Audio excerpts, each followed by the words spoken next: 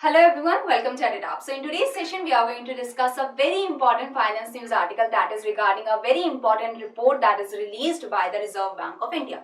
So in that report, it has been said that India will take 12 years to overcome the COVID losses, and there are many highlights, many things that is given in the report that we are going to discuss in today's session. So now before starting with the session, please subscribe to our YouTube channel if you are new to the channel and join our Telegram channel for the PDF of the session, and you can get the link of the Telegram channel in the description box below. So now starting with the report, that is the report on currency and finance for the year 2021-22 that was released by Reserve Bank of India in April 29, 2022. Okay, so here the Reserve Bank of India has released this, and this is the name of the report, and this is for the year 2021-22. The theme of the report is the revive and reconstruct. Okay, revive and reconstruct. We have to revive from the situation that we have gone through in the COVID, where we have faced many losses, where the GDP was in the negative and everything, and we have to reconstruct. We have to again construct our economy into a stronger economy again.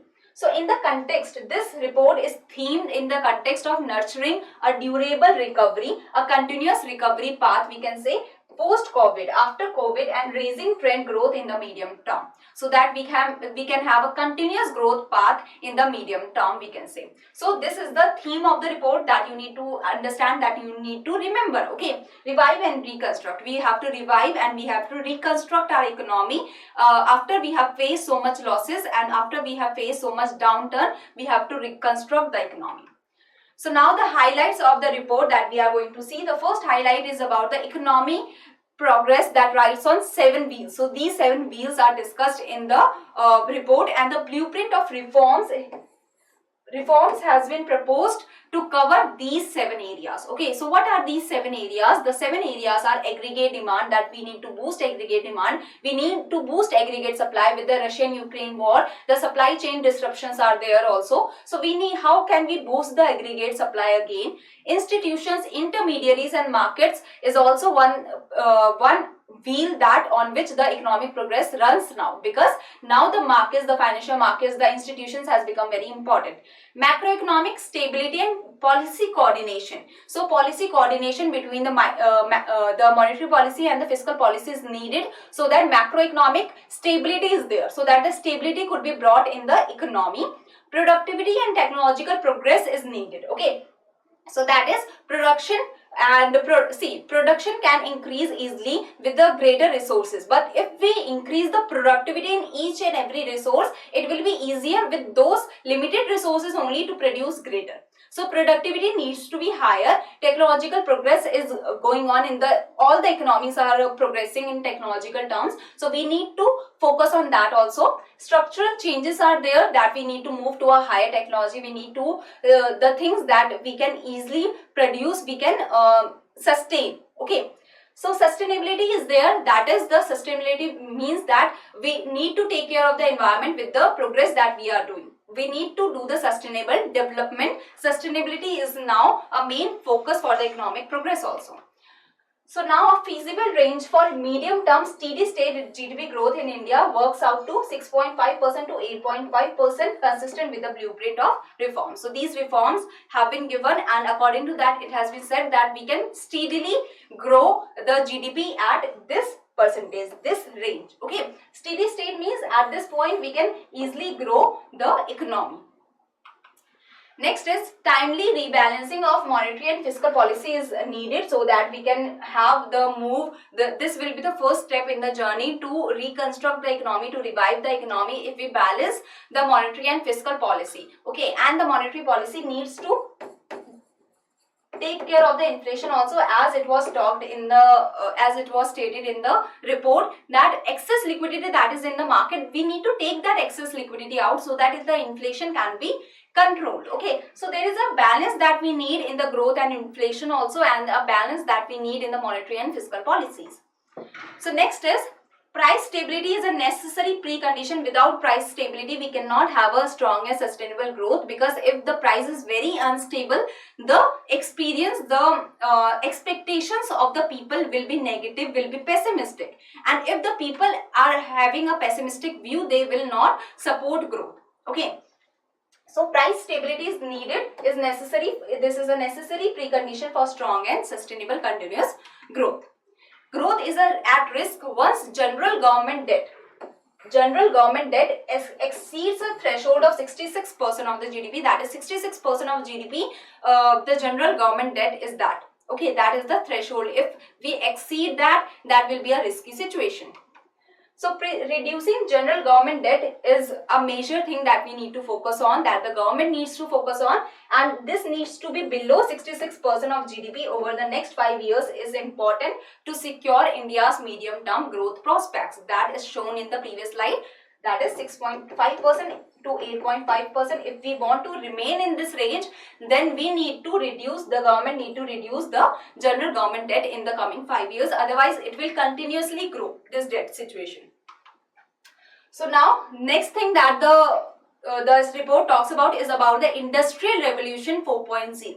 Yes, Industrial Revolution 4.0 is the revolution that is coming in most of the countries regarding the digital transformation. So this Industrial Revolution is about the digital transformation, how we are converting into the digital economies, how the digital ecosystem is spreading so fast in all the economies, okay, that we are converting into cloud computing, that how easily the systems are connecting, like the RBI is also trying to convert the payment system digitally, as well as RBI wants to convert into the digital ecosystem, as well as RBI has made the CFSS compulsory for many of the big NBFCs, that is the core financing service solution, so that easily the NBFCs can be connected, the branches of NBFCs can be connected with each other. So such kind of industrial revolution is coming in most of the countries, and most of the countries are working towards digital transformation, as well as most of the countries are working towards committed transition to net zero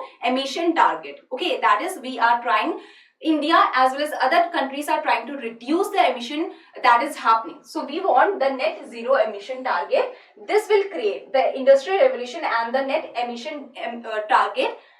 This will create new investment opportunities requiring greater policy emphasis, greater policy support, we can say, and in technology and green financing. So the policy that we can see that the RBI is supporting so much about the Industrial Revolution 4.0, about the digital transformation. RBI is pushing the digital transformation, pushing the ecosystem. So we can see that there is a policy emphasis on the technology, as well as we need the policy emphasis in the green financing also. That is the finances, the money for the infrastructure or money for the projects that are more sustainable, that are looking towards, that are more towards the growth with environment, with protecting the environment. So such projects need the green financing, such projects need the financing that are more sustainable in nature. India's ongoing and future free trade agreement negotiations should focus on transfer of technology, because technology has become such an important thing in all the economies.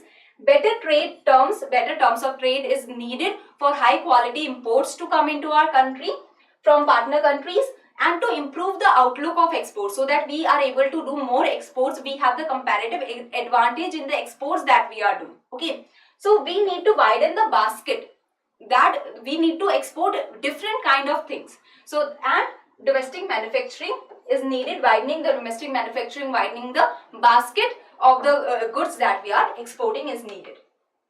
So next is growth rate was also projected by the report, and the actual growth rate of -6.6% has happened in 2020-21. As I told you that the downturn was going on due to COVID. 8.9% for 2021-22, and assuming growth rate to be 7.2% for 22-23, because the Russia-Ukraine war is going on. The geographical conditions in the other countries not very good. The geopolitical tensions are there. So that's why for the next year there is much problem that we are seeing. For this year, this financial year, we can say 7.5%. Beyond that, India is expected to overcome the COVID losses. As I told you in the first slide only, that 12 years is needed for overcoming the COVID-19 losses that we have seen. So India is expected to overcome COVID-19 losses in 2034-35. That is, by the financial year 35, we will be able to overcome the losses that we have faced due to COVID. as well as the pre-COVID trend growth has been given and works out to be 6.6% for the computed average growth rate for this. The average growth rate for this period was 6.6%, and if we take out the 2019 and 2018 period, that was a slowdown years that we can say, then the percentage was 7.1%. The average percentage was 7.1% for 2012-13 to 2016-17. So this was all the highlights that about the report. I hope you have understood it clearly, and these are the practice questions. I hope you will be easily able to answer these questions now. So thank you very much, and these were the people that gave the right answer of the previous session question. Nikhil, Swanti, Shubham, Lalit, Aditya, Pradeep, Suhas, Shushmita, Chavi, Arvind, Leslan, Sushnita and Yash. So well done you guys. You people are doing really great giving the right answers of all the questions. Thank you very much. If you have any query, you can mail us here or you can contact us through this number. Thank you very much.